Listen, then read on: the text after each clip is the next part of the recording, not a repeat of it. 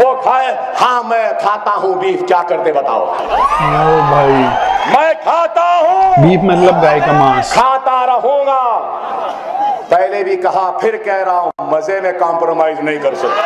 अरे भाई, hello guys, एक बार फिर स्वागत है भाइयों का चैनल रिएक्शन बाबा में। मेरा नाम है राम और गाइज आज जो रिएक्शन करने वाला हूँ अकबरुद्दीन ओवैसी की ठग लाइव के ऊपर आज मैं रिएक्शन करने वाला हूँ। असादुद्दीन ओवैसी के भाई हैं ये, जो कि हैदराबाद में एमपी भी हैं। उन्हीं के भाई हैं, काफ़ी ज़्यादा ट्रोल भी होते हैं चीज़ों को लेकर, क्योंकि कभी कभी कुछ ऐसे भाषण दे देते हैं ये, कुछ लोगों को ठीक लगते हैं कुछ को नहीं लगते। लेकिन इनका कुछ ठग लाइव्स के कुछ वीडियोस हैं जो कि मैंने देखा था कि बहुत भाई मुझे इसके लिए रिकमेंडेशन दे रहे हैं कमेंट्स में, इंस्टाग्राम पे भी, कि भाई इनके वीडियोस पे जरूर रिएक्शन करना। इंस्टाग्राम मेरा reactionbaba.official है, आप लोग जरूर फॉलो करिए। आप मैसेज कर सकते हैं, हम लोग बात भी कर सकते हैं, तो आप लोग जरूर करिए। आज का रिएक्शन में स्टार्ट कर लेता हूँ बिना किसी देरी के। Let's play guys. अगर कोई भी गौ हत्या करेगा, चाहे वो दलित हो या क्षत्रिय हो या यादव हो या किसी भी समाज का कोई भी व्यक्ति हो, हम उसको बात से नहीं, हम उसको हमारे हाथ से ये समझेंगे। राजा है, बीफ राजा। खाए, वो खाए,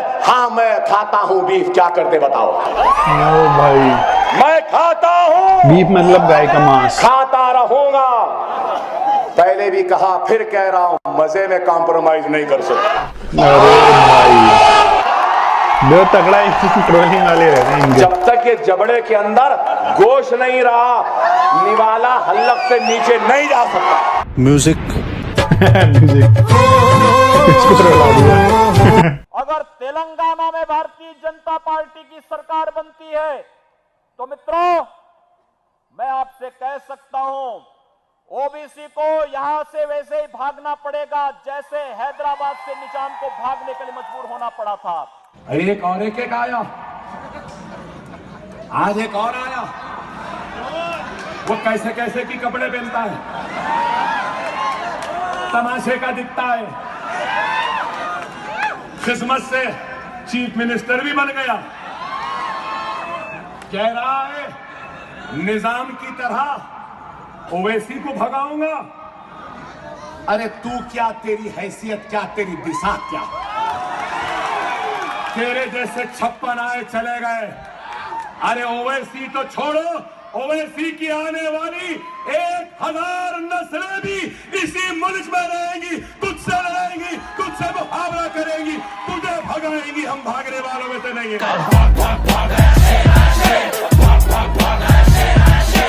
ये बहुत खतरनाक भाई साहब। बकवा बकवा बकवा, कुछ काम ही नहीं है।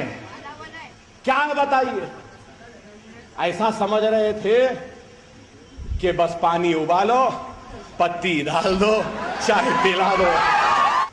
आज वजीर आजम हिंदुस्तान कहते हैं, मेरे दलित भाई को मारने से पहले मुझे गोली मार दो। वाह वाह वाह वाह वाह। अगर आपको कोई तकलीफ है तो वार करना है तो मुझ पे करिए। मेरे दलित भाइयों पर वार करना बंद कर दीजिए। वार करना है तो मुझ पे कीजिए, गोली चलानी है तो मुझ पे चलाइए, मेरे दलित भाइयों पर मत चलाइए।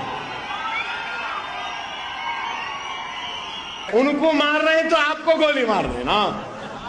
अरे तुम वजीर आजम हो, इतना कमजोर हिंदुस्तान का वजीर आजम। अरे वजीर आजम विजारत उज़्मा की ताकत का, ओहदे का अंदाजा होता तो कहता, और अगर उसकी जगह मैं होता तो कहता कि अगर कोई दलित को मारेगा तो हिंदुस्तान की पुलिस की गोलियां उसको मार देगी। तुम ये कहना था, लेकिन ये नहीं कहे मेरे को गोली मार दो। अच्छा बाबा, मार रहे तो गोली आपको मार दो बोले, अब गोबर खिला रहे हैं तो उसको किसको खिलाना? हाँ, किसको? जेब में था चिल्लर, साथ वाले किल्लर, काम करे कांड वाले, लाइव बेड़ा थ्रिलर। मुसलमान 4-4 बच्चे पैदा कर रहे हैं, 8-8 बच्चे पैदा करो तुम भी। मुसलमान के 4-4 बीवियां, तुम भी करो। किसने रोका? अब वो अलग बात है, तुमको एक को नहीं संभाल रहे, हम 4 को संभाल सकते हैं। मजा आया। अरे हिंदुस्तान को लव जिहाद, घर वापसी, गौ रक्षक की जरूरत नहीं है, हिंदुस्तान को 2 वक्त की रोटी की जरूरत है। 26 इंच का चीना सीना, फुला चीना 56 इंच। चाय वाले,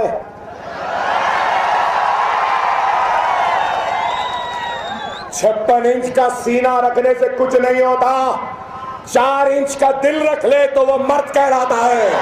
हाँ, आँख बंद नाक बंद, खोटा खोटा बात बंद, बनना है तो आप बंद। भाई साहब बहुत नहीं, ये क्लब ऑफ बैचलर्स है। और ये लोग जो खुद तो शादी नहीं करेंगे, खुद जिम्मेदारी का बोझ नहीं उठाएंगे, खुद तकलीफ नहीं उठाएंगे, बीवी और बच्चों की पुकारों को, उनकी खिलखिलाहट को, उनके तनखीदों को और उनके गुस्सों को नहीं झेलेंगे, लेकिन दूसरों से कहेंगे कि आप 4-4 पैदा करें। समझ में आया क्या? समझ में आया, मगज में आया। बात करता है तो चाय, कुछ बोलता है तो चाय। डिमोनेटाइजेशन के वक्त भी बोला तो यही बोला, क्या? चाय। फिर बोला तो क्या बोला? कड़क चाय, नरम चाय, फुला चाय, ये चाय।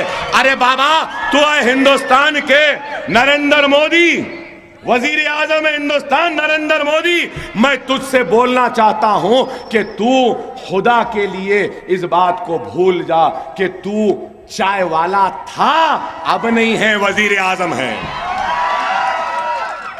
चाय वाले जैसे बातें करना छोड़, वजीर आजम जैसे बातें कर। कुछ नहीं, क्या है? अरे हम बोले तो बुरा दिखता कि ये बोल रहे हैं, वो बोल रहे हैं, ऐसा बोल रहे हैं, वैसा बोल रहे हैं। हम नहीं बोले तो क्या हुआ? अल्लाह इनसे बुलाने लगा रहा। क्या क्या बोल रहा है, क्या क्या बोल रहा है ये हिंदुस्तान का वजीर आजम। आज आप देखिए क्या आलम है। मालिया भाग गया लंदन, ललित मोदी पैसे लिया भाग गया, चौकसी भाग गया, इन्हें भाग गया, सब भाग रहे। कहां भाग रहे? लंदन भाग रहे। इन्हें लंदन, उन्हें लंदन, ये लंदन, मगर लंदन से एक आया वापस। सब भागे ना, एक आया ना। और आया तो क्या डर के आया? क्या खौफ में आया? क्या कांपते कांपते आया? अरे हंसते हंसते आया और आया और जेल में गया, 40 दिन रहा।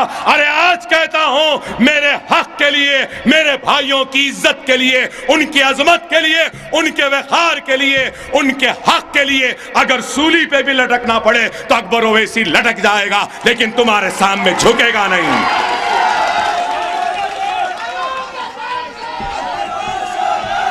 क्या डरते समझ रहे हैं?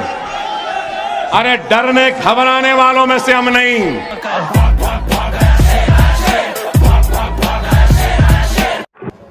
मैंने त्याग दिया। किसको त्यागा भाई?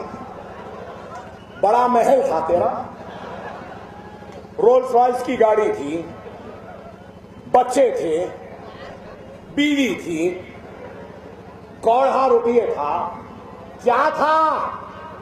क्या त्याग दिए? एक बूढ़ी मां है, छोड़कर आ गए। अपनी निचली दर्जे की सियासत के लिए ज़ईफ मां को भी कतार में खड़ा दिया बताने के लिए, देखो मेरी मां खड़ी है। अफसोस, अगर उस मोदी की जगह मैं होता तो अपनी मां के लिए मैं कतार में खड़े होता और मां को अपना पैसा देता। गजब बेइज्जती है। कोई भी आरएसएस वाले, कोई भी हमारा बाल भी विंगा नहीं करता। ओ भाई, और याद रखो, दुनिया उसी को डराती है जो डरता है। दुनिया उसी से डरती है जो डराना जानता है। क्या है? अकबरुद्दीन ओवैसी से नफरत क्यों है? क्यों है?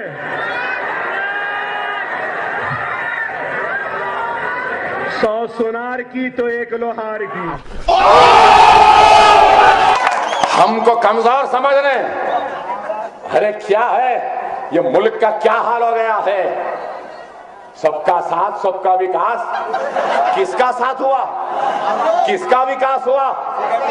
किसी का भी साथ नहीं हुआ। आरएसएस, विश्व हिंदू परिषद, बजरंग दल, इनका साथ हुआ। विकास किसका हुआ? किसी का नहीं, सिर्फ एक चाय वाले का विकास हुआ। सबसे रिच पार्टी, सबसे ज्यादा इनके मेंबर्स, सबसे ताकतवर इनका वजीर आजम, 19 रियासतों में चीफ मिनिस्टर, संघ परिवार इनके साथ, आरएसएस इनके साथ, विश्व हिंदू परिषद इनके साथ, बजरंग दल इनके साथ, इतना बड़ा ताकतवर, और वोट मांग रहा है, वोट मांग रहा है तो अकबर ओवैसी का खौफ दिखा के मजलिस का नाम लेकर। वाकई में कितना फकीर हो गया, कितना गरीब हो गया। था, डिग्री की तकसीम थी, वहां गए, मुखातिब थे, मुखातिब करते करते रोहित का जिक्र लाए। रोहित का जिक्र लाते ही क्या अदाकारी, क्या एक्टिंग थी, देखो जाके नेट पे भाई। कि मेरे ही देश के एक नौजवान बेटे रोहित को आत्महत्या करने के लिए मजबूर होना पड़ा।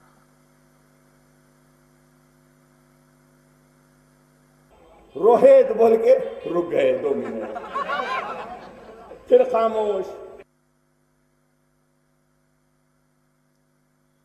फिर यूं, ऐसा, फिर उसके बाद आप बताइए, हर उसमें एक्टिंग। लेकिन वजीर आजम हिंदुस्तान, मैं पूछना चाहता हूं, अखलाक के घर में घुसकर झूठे इल्जाम के तहत अखलाक को मार दिया, उसके बेटे को जख्मी कर दिया, उसके बूढ़ी मां को तमाचा मार के नीचे गिरा दिए, अखलाक मर गया, उसका भाई दवाखाने में जिंदगी और मौत की कशमकश में था। उस वक्त वजीर आजम तुम्हारी जबान न जब खुली और अब तक भी नहीं खुली। क्या अच्छा भ्रष्टाचार है साहब? इलेक्शन में पूरा कैश में खर्चते हैं और फिर बोलते हैं भ्रष्टाचार के खिलाफ कर रहे हैं। And I'm sure now the BJP will make the election campaign payment on Paytm. I think, I'm sure. Mr. Modi will make a payment in UP election by Paytm और जियो बैंकिंग। दारुस्सलाम के दरवाजे सबके लिए खुले हैं। हिंदू भी आ सकता है, सिख भी आ सकता है, ईसाई भी आ सकता है, पारसी भी आ सकता है, मुसलमान तो आते ही हैं। हर एक के लिए है। मगर यह जरूर कहना चाहता हूं, हिंदुस्तान किसी की जागीर नहीं है। हिंदुस्तान किसी एक का नहीं है। हिंदुस्तान पर माथे पर तिलक लगाने वाले का जितना हक है, सर पे टोपी पहनकर सुन्नत पालने वाले का भी उतना ही हक हिंदुस्तान पर है। सर पे पगड़ी बांधने वाले सिख का भी उतना ही हक है। गले में सलीब पहनने वाले का भी उतना ही हक है इस मुल्क पर। यह मुल्क किसी एक का नहीं, यह मुल्क हिंदू का है, मुसलमान का है, सिख का है, ईसाई का है, पारसी का है, सबका है। हर मजहब के मानने वालों का है। यह मुल्क भगवान को मानने वालों का भी है, अल्लाह को मानने वालों का भी है, खुदा को मानने वालों का भी है, खुदा को नहीं मानने वालों का भी है। अरे हिंदुस्तान की पहचान हिंदुइज्म नहीं है, मुस्लिमिज्म नहीं है, सिखिज्म नहीं है, पारसीइज्म नहीं है, क्रिश्चियनिज्म नहीं है। हिंदुस्तान की पहचान हिंदुस्तान का सेक्युलरिज्म है। तो दोस्तों, अगर आपको अकबरुद्दीन ओवैसी की ठग लाइफ पसंद आई हो तो मालूम ना क्या करना, लाइक शेयर एंड दबा के सब्सक्राइब करना यारो। तो गाइस, ये वीडियो थी, आपको पसंद आई होगी। अगर इनकी जो भी पूरी ठग लाइफ थी अकबरुद्दीन ओवैसी की, तो आप लोग जरूर इस वीडियो को लाइक करें, शेयर करें दोस्तों के साथ। और आप ऐसे और वीडियो चाहते हैं तो आप लोग कमेंट कर सकते हैं। तो मिलता हूँ नेक्स्ट और किसी रिएक्शन में। तब तक के लिए thank you so much for watching.